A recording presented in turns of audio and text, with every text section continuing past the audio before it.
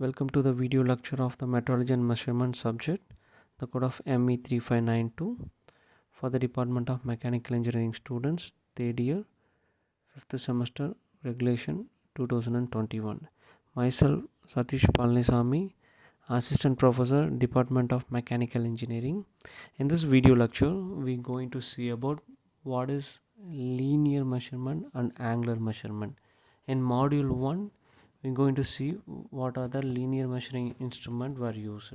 In module 2, what are the angular measurement instrument were used. Before going to the linear measuring instrument, we have to know what is metrology. I already discussed it in the unit 1.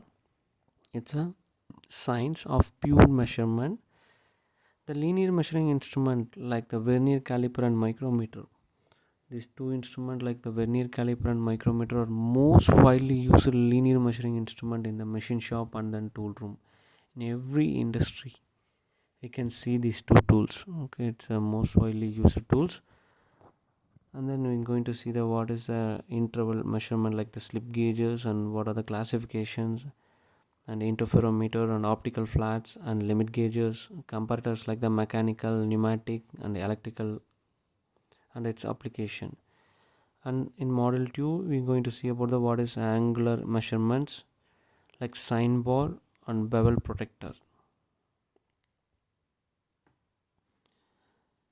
Okay, first point I already seen. Second point, you see the metrology is restricted to the measurement of length and angles.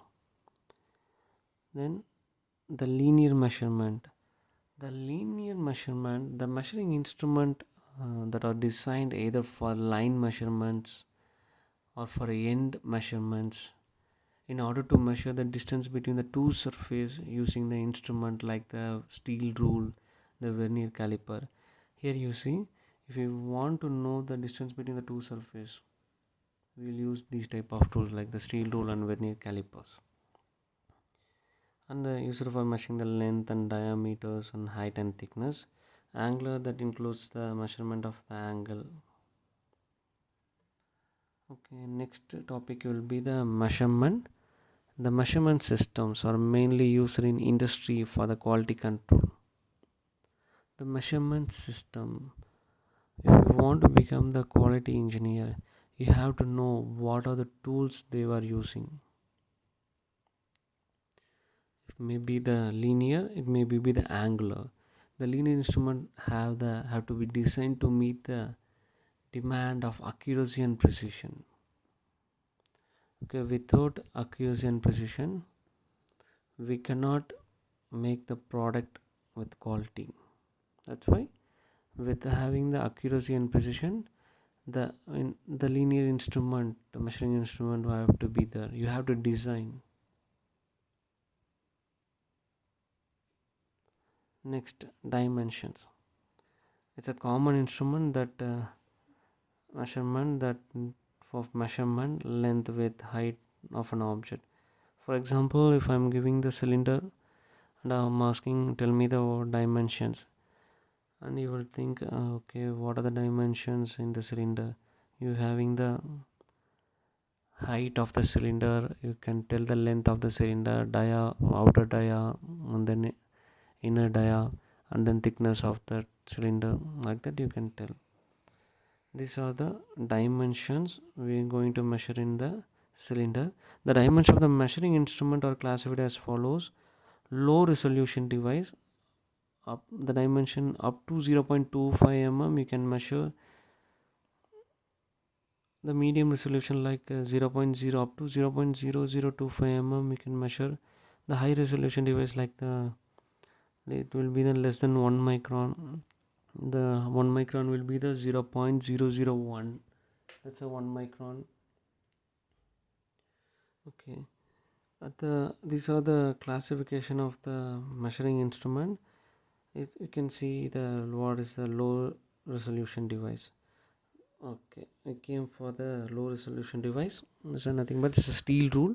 The steel rule which having the divided caliper and surface gauge and thickness gauge, these all things will come under the low resolution device, because you think 1 mm, below 1 mm, I'm saying 0.9, we cannot measure using the steel rule. You have to know what is the least count of the steel rule. Okay, that's why we are saying the steel rule we cannot measure below the 1 mm. Okay, then it will be the row resolution. Then if we go for the micrometer and vernier caliper and dial indicator and microscope, we can go up to 0.0025.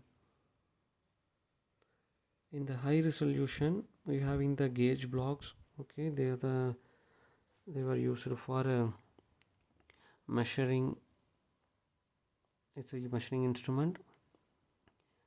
It's used to set the variety of measuring instrument.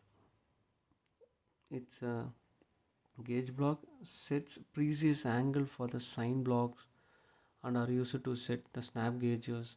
The gauge blocks can be stacked and assembled into the precision height gauge for layout. They can also use it as an auxiliary measuring system for the machine and tooling. Okay, this acting as an auxiliary measuring instrument.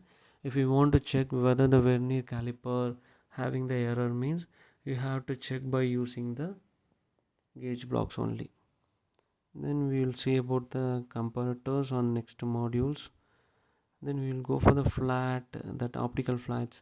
Optical flats is nothing but it's a fully polished, preciously polished flat surface used for reference against which are the flatness of an unknown surface.